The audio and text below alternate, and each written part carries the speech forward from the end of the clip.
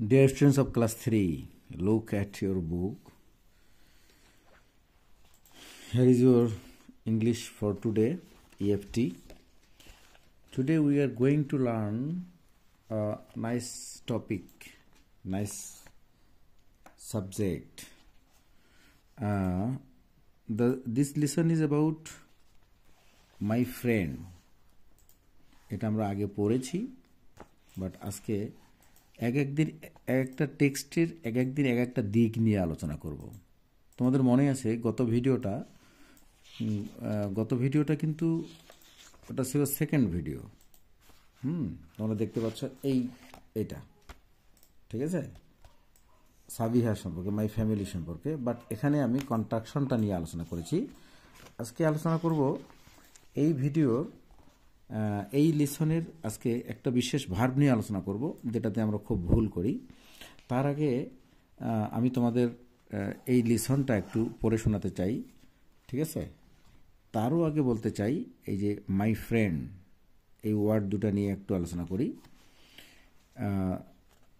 এর ফাঁকে একটু কথা বলে রাখি, তোমরা যারা আমার কাছে অনলাইনে পড়তে আগ্রহী তারা এই নাম্বারে, আমি তো ক্লাস 3-র জন্য একটা স্পেশাল কি ওয়ার্ল্ড তৈরি করতে চাই। ইতিমধ্যে আল্লাহর রহমতে তোমরা অনেকেই জয়েন করে ফেলছো আমার কাছে অনলাইনে। আমি চাই ক্লাস 3-র অনেকে ইংলিশ ভার্সন, বাংলা ভার্সন, সবাই যেন আমার এখানে তোমরা জয়েন করো এবং দেখো যে টেক্সট বুকটা কত মজা করে পড়া যায়, টেক্সট বুকটা থেকে কত কিছু শেখার আছে। টেক্সট বুকটা শুধু রিডিংয়ের জন্যই না, রিডিং মিনিং করে দিলে এজন্যই না। অনেকেই টেক্সট বুকটাকে কোনো গুরুত্ব দেয় না, বাট ক্লাস 3-র টেক্সট বুকটা অনেক কিছু, আমি মনে করি অনেক কিছু। ওকে, লেটস স্টার্ট।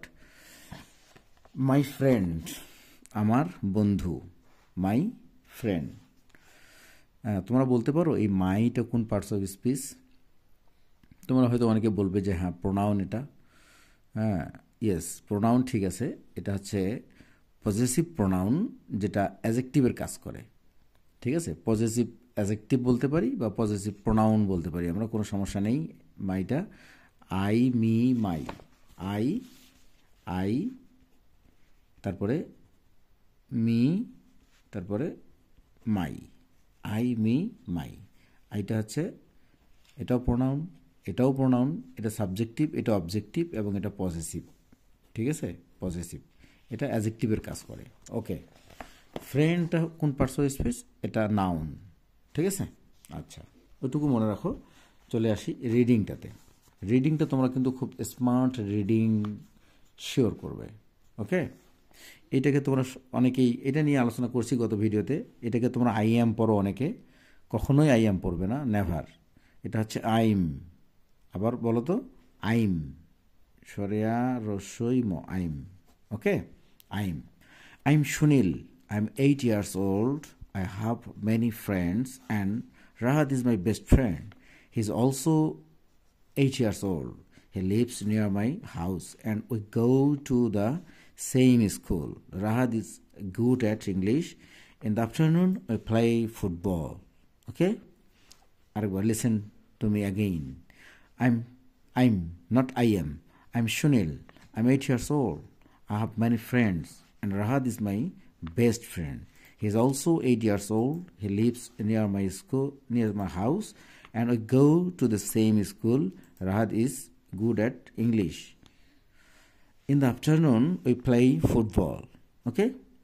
আচ্ছা, এখান থেকে আমি মিনিংটা তোমরা জানো, তাই না? এখান থেকে আমি একটা বিশেষ একটা সেন্টেন্সকে পিক করলাম, আই হ্যাভ মেনি ফ্রেন্ডস। ওকে, এটা আমি এখানে লিখতে চাচ্ছি, I have many friends. I have many friends, ঠিক আছে। I have many friends. আচ্ছা, কলমের কালিটা একটু কম লিখছে মনে হচ্ছে, দেখি রেড পেন দিয়ে। আই হ্যাভ মেনি ফ্রেন্ডস, ভালো করে লক্ষ্য করো। এখানে এটার অর্থ কি? আমার অনেক বন্ধু আছে, বন্ধু আমার অনেক বন্ধু আছে। ওকে, আই হ্যাভ মেনি ফ্রেন্ডস। এই হ্যাভ ভার্বটা ঠিক আছে, হ্যাভ ভার্বটা আমাদের অনেক কাজে লাগে। তোমরা ইতিমধ্যে জেনেছো বি ভার্ব, মডাল ভার্ব। আজকে হ্যাভ ভার্বটা সম্পর্কে একটু বলি। হ্যাভ ভার্বটা হচ্ছে, হ্যাভ ভার্বটার ফ্যামিলিটা কি আছে? হ্যাভ আছে, হ্যাজ আছে এবং হ্যাড আছে। তারপর শ্যাল হ্যাভ এবং উইল হ্যাভ। এখানে লিখি উইল হ্যাভ। খেয়াল করো, হ্যাড, হ্যাজ, হ্যাভ। এই দুইটা প্রেজেন্টের জন্য ব্যবহার হবে। প্রেজেন্ট, এটা পাস্ট, এবং এই দুইটা ফিউচার। আচ্ছা, লক্ষ্য করো যে এখানে আমার অনেক বন্ধু আছে। কি বললাম? I have many friends. আচ্ছা, আমরা যদি বলি আমার একটা গাভী আছে, কি বলবে বলো তো? I have a cow. আমার একটা গাভী আছে, আই হ্যাভ আ কাউ। আচ্ছা, যদি বলো যে বাবার একটা বাইক আছে, তখন কি বলবে? ফাদার, এইখানে হ্যাজ লিখবে। এই যে হ্যাজ লিখবে, ফাদার হ্যাজ আ বাইক। ওকে। আচ্ছা, তাদের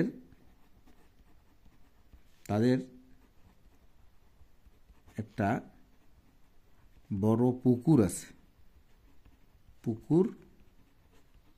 আছে। কি লিখবে? তাদের আছে। তখন কি হবে? They have a big pond. Have a big pond. আচ্ছা, ঠিক আছে। এখন আছে বলে যে পাস্ট লিখলাম যে ছিল। যদি বলি যে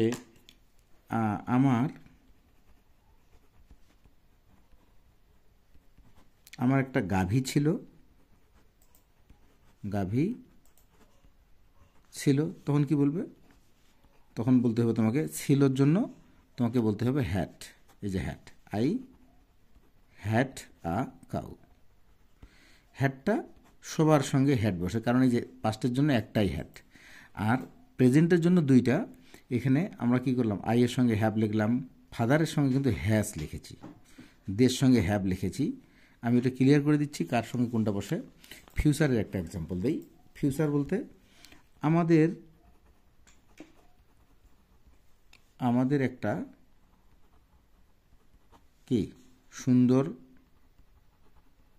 বাড়ি থাকবে। তখন কি লিখব? থাকবে। আছে, ছিল, থাকবে। তখন হবে উইল হ্যাভ। তাহলে কি হবে? আমাদের থাকবে উই শ্যাল হ্যাভ দিলেও দিতে পারো, উইল হ্যাভও দিতে পারো। উইল হ্যাভটা এখন মডার্ন ইংলিশে উইল হ্যাভটা বেশি চলে, বেশি ইউজ হচ্ছে। We will have a beautiful house. Okay. এখন দেখো, এই হ্যাভ, হ্যাজ, হ্যাভ কার সঙ্গে বসে, হ্যাজ কার সঙ্গে বসে? আমি বলি যে আই এর সাথে হ্যাভ, উই এর সাথে হ্যাভ, ইউ এর সাথে হ্যাভ,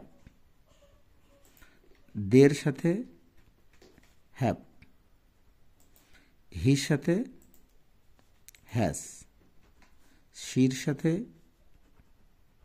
হ্যাজ, ইটের সাথে হ্যাজ।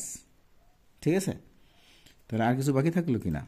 কোনো নেম, একটা নাম, মনে করো রানা, রানার সাথে হ্যাজ। আচ্ছা, হইল? এগুলো সবগুলোর সাথে হ্যাট,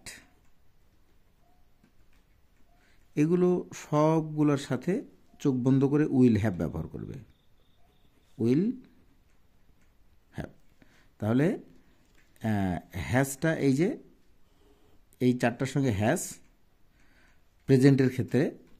আর এই চারটার সঙ্গে হ্যাভ, নাম যদি বহুবচন হয় তখন আমরা মানে রানা অ্যান্ড কি রানী, তখন আমরা হ্যাভ ব্যবহার করবো, তখন আর হবে না। সিঙ্গেল নামের ক্ষেত্রে থার্ড পারসন সিঙ্গুলার নামের সঙ্গে হ্যাজ, এই চারটা, ঠিক আছে?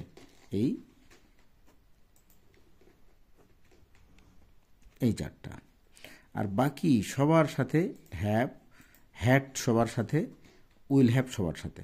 ওকে, তাহলে আল্লাহ হাফেজ today, wait for next video.